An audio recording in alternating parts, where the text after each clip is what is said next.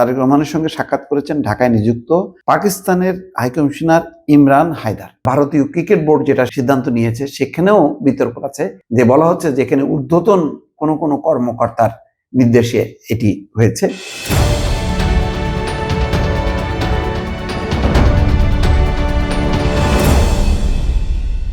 পরপর দুই দেশের দুই হাই কমিশনার বা রাষ্ট্রদূত তারেক রহমানের সঙ্গে দেখা করেছেন।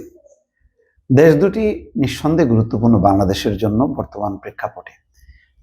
তারেক রহমানের সঙ্গে শনিবার বিকালে বিএনপি চেয়ারপারসনের কার্যালয়ে তাদের এই সৌজন্য সাক্ষাৎ অনুষ্ঠিত হয়। তার আগে শুক্রবার তারেক রহমানের সঙ্গে সাক্ষাৎ করেছেন ঢাকায় নিযুক্ত পাকিস্তানের হাইকমিশনার ইমরান হায়দার। তো দুই দিন, প্রথম দিন পাকিস্তান, পরের দিন হলো ভারত। তো এর মধ্যে আপাতত কোনো বিষয়বস্তুটা প্রকাশ হয়নি, বা আলোচনার আসলে বিষয়বস্তুটা হচ্ছে এটাই সৌজন্য শুভেচ্ছা বিনিময়। কারণ দুই দেশই এখন বাংলাদেশের সাথে নতুন করে সম্পর্ক স্থাপন করতে চায়। পাকিস্তান অনেকদিন থেকে একেবারে সম্পর্ক বিচ্ছিন্ন অবস্থায় ছিল, তারা নতুন করে সম্পর্কে আবদ্ধ হতে চায়। এবং ইতিমধ্যে খবর জেনেছেন যে গণমাধ্যমের প্রকাশ, যে পাকিস্তান বিমান বাহিনীর প্রধানের সঙ্গে বাংলাদেশের বিমান বাহিনীর প্রধানের সাক্ষাৎ হয়েছে, খুবই গুরুত্বপূর্ণ, এবং সেটা হচ্ছে যুদ্ধ বিমান ক্রয় সংক্রান্ত। এবং কালকে দেখলাম যে ভারতের মুখপাত্র তিনি বলেছেন যে তারা এই যুদ্ধ বিমান কেনার বিষয়টি তারা গভীরভাবে পর্যবেক্ষণ করছে।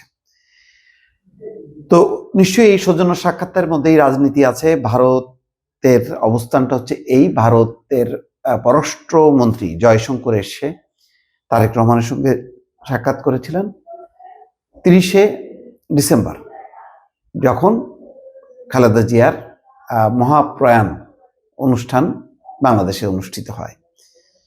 তিনি নরেন্দ্র মোদীর চিঠি দেন এবং নিজে এসে কথাও বলেন। এই সবগুলি মিশনই পেছনে রাজনীতি আছে। ভারত চায় যে একটা রাজনৈতিক সরকার ক্ষমতায় আসুক, ক্ষমতায় আসলে ভারতের সাথে সম্পর্ক ভালো হবে বলে তারা আশাবাদ ব্যক্ত করে। এই জন্য তারা নির্বাচিত সরকারের উপর জোর দিচ্ছে বেশ অনেকদিন থেকেই, বারবার এই কথাই বলছেন। এবং এখানে দেখাও গেল তাই যে তারেক রহমানের সঙ্গে কথা বলেছেন যিনি আগামী নির্বাচনে প্রতিদ্বন্দ্বিতা করবেন। তিনি কিন্তু জয়শঙ্কর এসে বাংলাদেশের যেই প্রধান উপদেষ্টা ডক্টর মোহাম্মদ ইউনূসের সঙ্গে সাক্ষাৎ করতে পারতেন, কিন্তু করেননি। কেন করেননি জানি না, তিনি নিজে আগ্রহী হননি নাকি সরকার আগ্রহী হননি তাও বোঝা যায় না। শুধুমাত্র আইন উপদেষ্টা আসিফ নজরুল, জাতীয় নিরাপত্তা উপদেষ্টা ডক্টর খলিলুর রহমান, এই দুইজনের সাথে সাক্ষাৎ করেছেন। এমনকি পররাষ্ট্র উপদেষ্টার সাথেও আলাদাভাবে কোনো কথা বলেননি।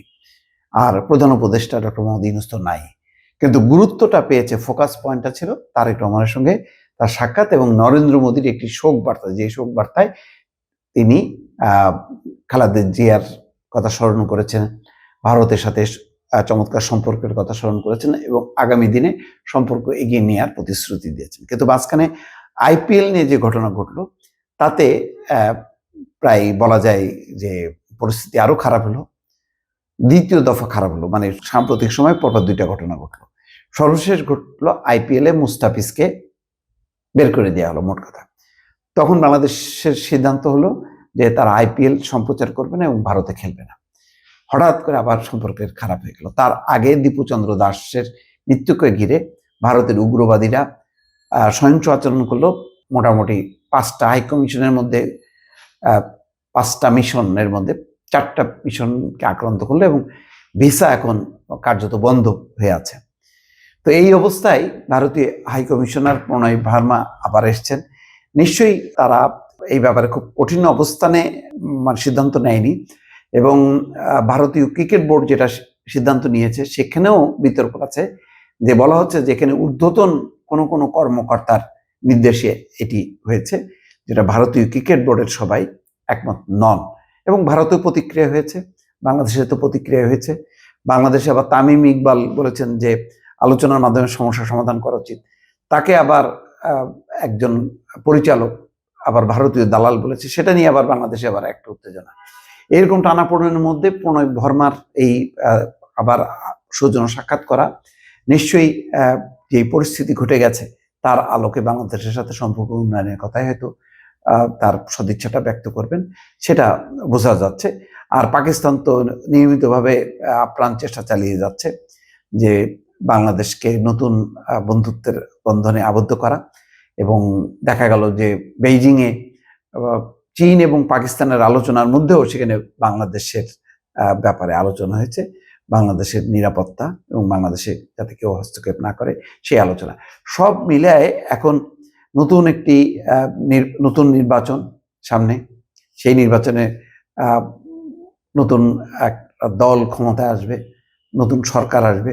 সুতরাং এই সরকারের সঙ্গে রাজনৈতিকভাবে কূটনৈতিকভাবে সম্পর্ক স্থাপনের আগ্রহ দেখা যাচ্ছে, যেমনভাবে পাকিস্তানের তেমনি আবার ভারত চায় তার আগের অবস্থান ফিরে পেতে। এখন সেই অবস্থাটা ফিরে পাওয়া যাবে কিনা সেটাই হচ্ছে এখন প্রশ্ন। দর্শক ভালো থাকবেন, আল্লাহ হাফেজ।